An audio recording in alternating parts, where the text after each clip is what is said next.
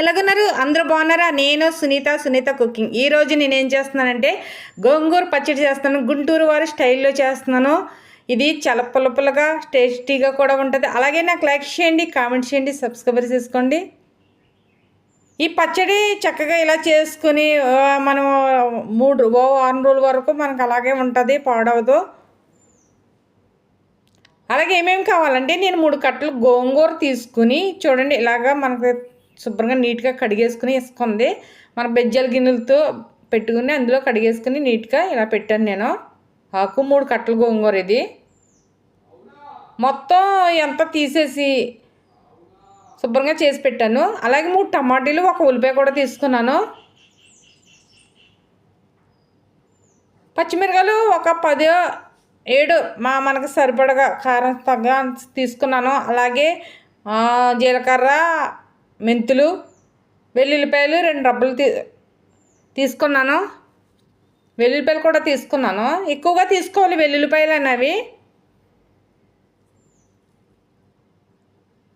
అలాగే నేను దాగపెట్టి నీళ్ళు పెట్టేశాను, స్టవ్ వెలిగించాను. నీళ్ళు వీటెక్కిన తర్వాత నేను గోంగూర వేస్తున్నాను.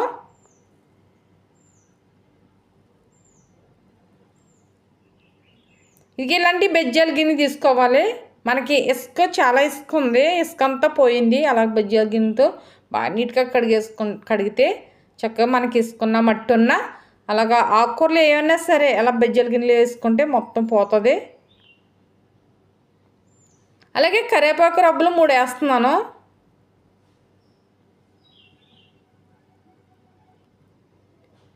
పచ్చిమిరకాయలు కూడా వేసేస్తున్నాను.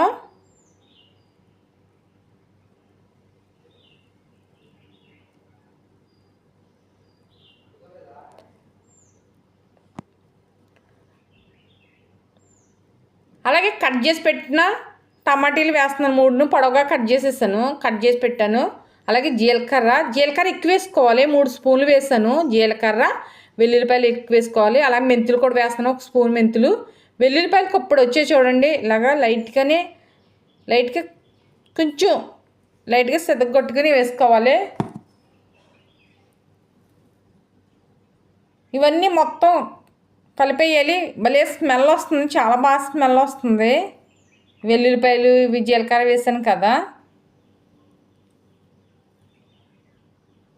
మనం పప్పుసారు ఇవన్నీ వేసుకున్నప్పుడు చక్కగా పుల్లగా నోటికి మనం తినేలా విధంగా ఉండేలాగా చేస్తున్నప్పుడు అలాగే నేను మూత పెట్టేసి ఇలా ఉడకనిచ్చుకోవాలి.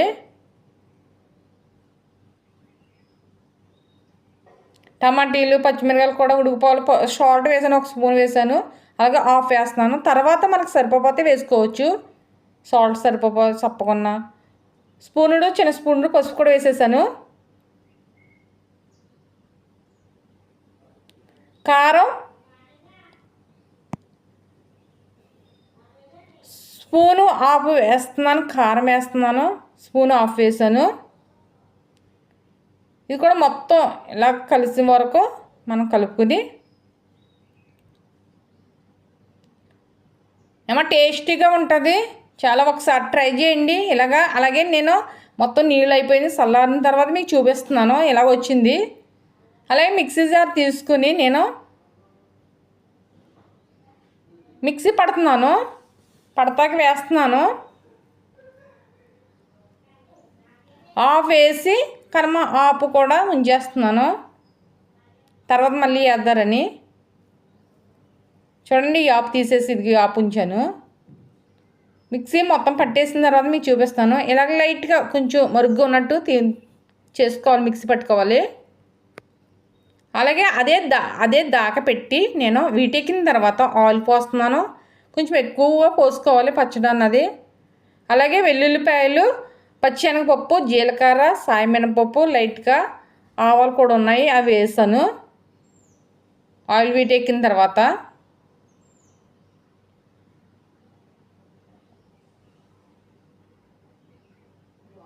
ఆల్రెడీ వెల్లుల్లిపాయలు అందులోనే ఎక్కువ వేసాను. కప్పుడు ఎక్కువ వేసుకోవాలి వెల్లుల్లిపాయలు, బాగా టేస్ట్ వస్తుంది.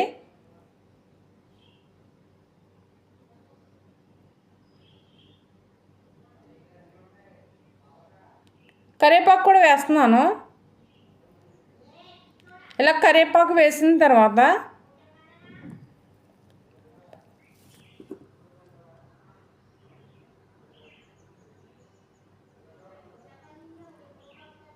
అలాగే వెండిమిరగాయలు కూడా వేస్తున్నాను. వెండిమిరగాయలు కూడా వేసుకొని బాగా లైట్గా కలర్ వచ్చే వరకు వేగనించుకోవాలి. ఆల్రెడీ బాగా రెడ్గా ఉన్నాయి ఎండుమిరగాయలు. తర్వాత నేను గోంగూర వేసేస్తున్నాను.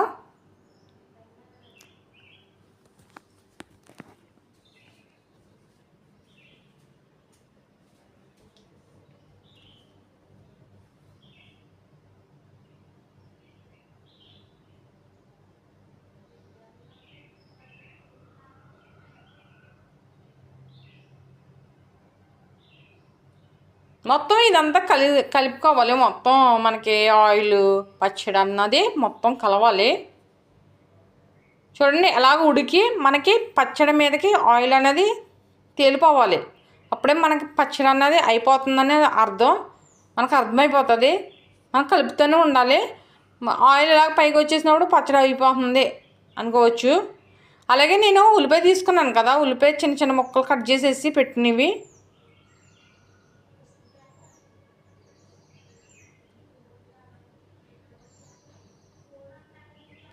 ఈ ఉల్లిపాయలు ఇందులో వేసేసుకోవాలి పచ్చళ్ళలోను. మనకి ఏ పుల్లపుగా ఉంటుంది కదా, మనకి చక్కగా మనకి అరుగుదల ఉంటుంది. ఉల్లిపాయ వేసుకుంటే ఎంత టేస్టీ ఉంటుందంటే, ఉల్లిపాయ వేసుకుంటే పచ్చి ఉల్లిపాయ వేసుకుంటే ఎక్కువ వేసినండి ఇంకా మన స్టవ్ కట్టేయాలి. ఎక్కువ టైం అన్నది గ్యాస్ మీద ఉంచకూడదు.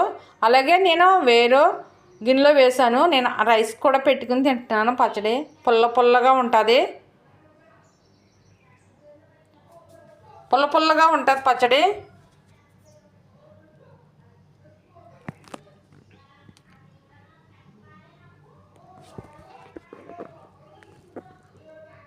అలాగే నేను పప్పు బీరకాయ చేశాను. టమాటా పప్పు బీరకాయ పెట్టుకుని శుభ్రంగా లాగించేస్తున్నాను. అలాగే గోంగూర,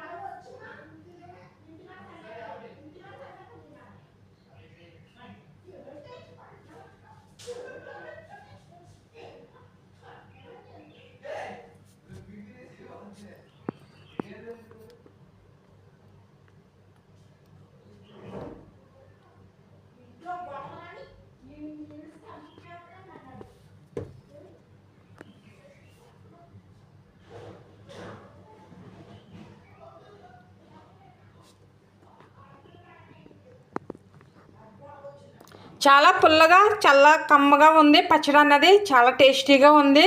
ఒకసారి మీరు కూడా ట్రై చేయండి. చాలా బాగుంది.